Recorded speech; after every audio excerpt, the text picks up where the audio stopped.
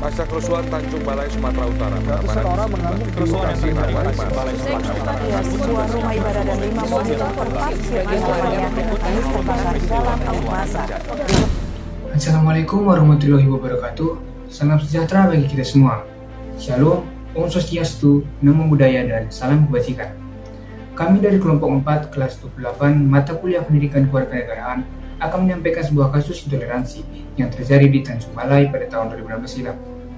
Sebelum menyampaikan materi, kami dari kelompok 4 yang didampingi oleh dosen pembimbing kami yaitu Ibu Suryaningsih TPA akan memperkenalkan diri terlebih dahulu.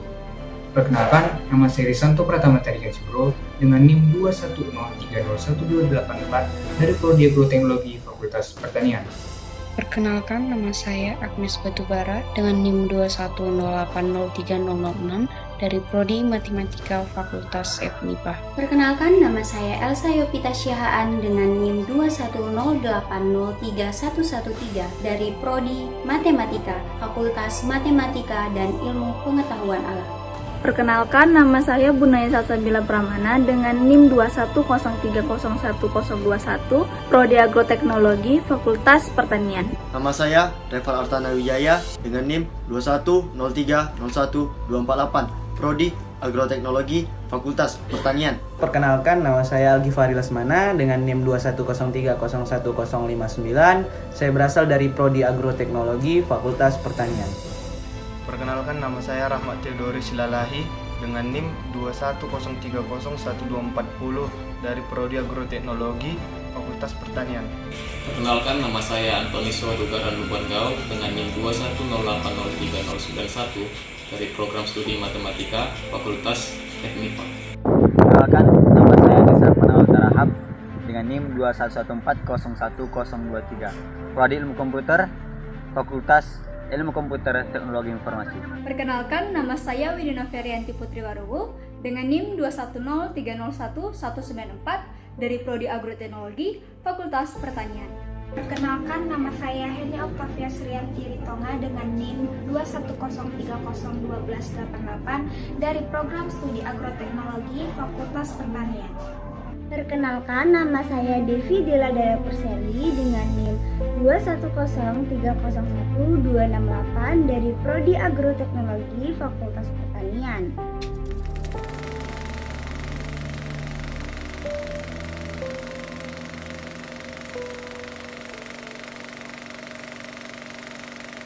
Indonesia sebagai sebuah bangsa yang majemuk merupakan sebuah karunia dari Tuhan Yang Maha Esa.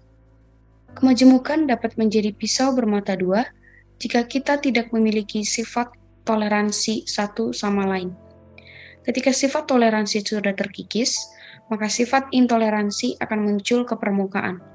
Sifat intoleran sangatlah berbahaya, terlebih lagi jika sudah menyinggung sebuah agama. Sama seperti kasus intoleransi di Tanjung Balai pada tahun 2016, yang mana peristiwa tersebut menimbulkan kerusakan yang cukup parah, sekaligus mencoreng nama toleransi itu sendiri. Kasus ini terjadi di Jalan Karya Lingkungan 1, Kelurahan Tanjung Balai, Kota 1, Kecamatan Tanjung Balai Selatan pada tanggal 29 Juli 2016. Kejadian bermula saat seorang warga berinisial M mengeluhkan volume pengeras suara masjid kepada seorang pemilik warung. Dalam hal ini terdapat dua versi, yaitu oleh M sendiri yang mengaku bahwa ia menyatakan pendapatnya dengan halus bahwa pengeras suara masjid itu terlalu keras, tidak seperti sebelumnya. Namun kesaksian dari pemilik warung berbanding terbalik dengan M. Ia menyatakan bahwa M menyampaikan keluhan dengan cara yang kurang pantas. Setelah mendengar keluhan dari M, pedagang tersebut menyampaikan kepada ayahnya yang notabene adalah seorang marbot masjid. Seminggu setelah M bercerita-cerita dengan pedagang, pada pukul 19.00 WIB, rumah M kedatangan 5 orang laki-laki, yang diantaranya adalah ustadz, dosen, dan marbot. Kedatangan mereka untuk menanyakan kebenaran atas kalimat yang disampaikan M kepada pedagang sebelumnya. Setelah mendengar penjelasan dari M, mereka menyuruhnya untuk pergi pindah. Melihat masa yang sudah banyak di luar, suami M meminta untuk masuk ke dalam. Saat itu juga, suami M pergi ke masjid yang terletak di seberang rumah M untuk meminta maaf. Kemudian ia pun pulang dengan menyalami yang hadir.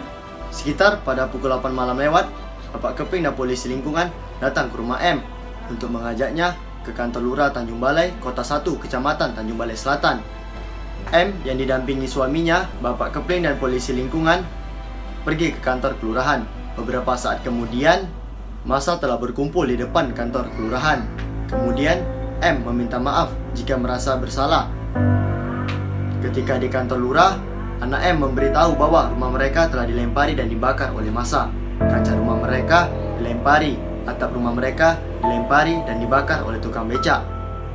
Kedua anak M diselamatkan melalui pintu belakang rumah mereka dan diamankan ke Polres Tanjung Balai. Pada malam hari itu juga, kedua anak M dibawa ke Kota Medan untuk diungsikan. Lalu timbul lagi keributan, pihak kepala lingkungan dan kelurahan setempat kemudian membawa masing-masing pihak ke polsek terdekat untuk dimediasi.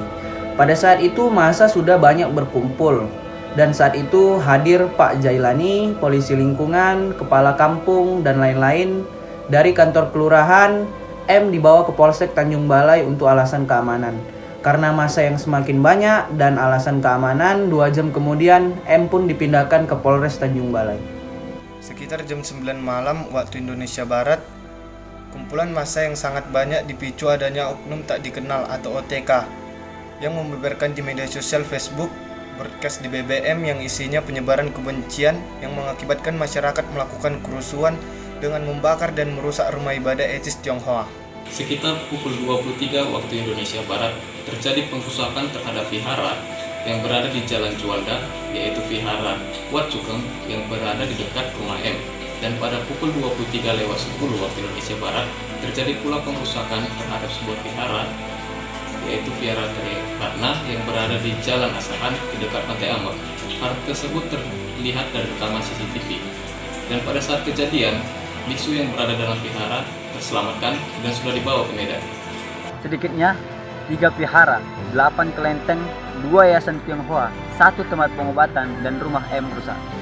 Sebanyak 20 orang juga sempat ditahan polisi karena dianggap menjadi pelaku perusakan.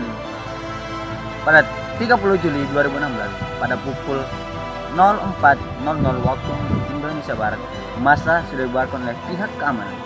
Buntut dari rangkaian peristiwa itu, M menjadi tersangka penistaan agama pada Maret 2017 hingga diseret ke meja hijau.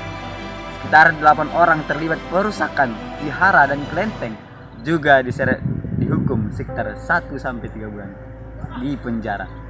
Kejadian intoleransi di Tanjung Balai memberi bukti bahwa masih terdapat orang-orang yang tidak tahu artinya persatuan dan bagaimana caranya menghargai kepercayaan serta keyakinan orang lain. Menurutnya, sikap toleransi ini meruntuhkan nilai-nilai persatuan yang terdapat dalam Pancasila.